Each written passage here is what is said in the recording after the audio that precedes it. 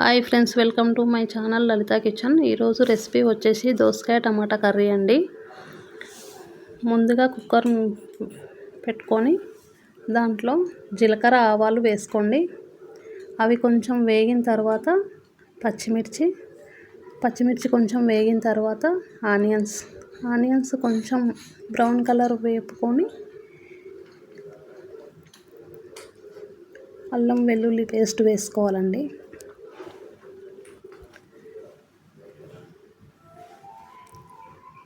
అల్లం వెల్లుల్లి పేస్ట్ కొంచెం బ్రౌన్ కలర్ వచ్చే వరకు వేపుకొని 1/2 టీ స్పూన్ పసుపు యాడ్ చేసుకోండి.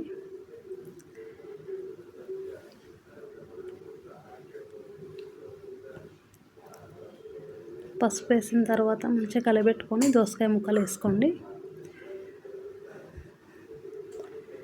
దోసకాయ కర్రీ చాలా బాగుంటుందండి. జొన్న రొట్టెలకు కానీ అన్నానికి కానీ చాలా బాగుంటుంది.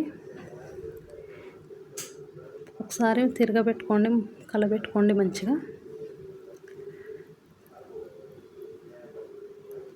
ఇప్పుడు టమాటాలు వేసుకొని ఉప్పు కారం వేసుకొని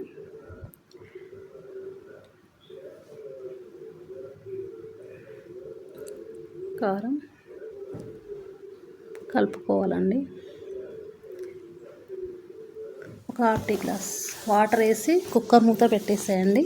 ఒక 5 నిమిషాల తర్వాత మూత తీసి చూస్తే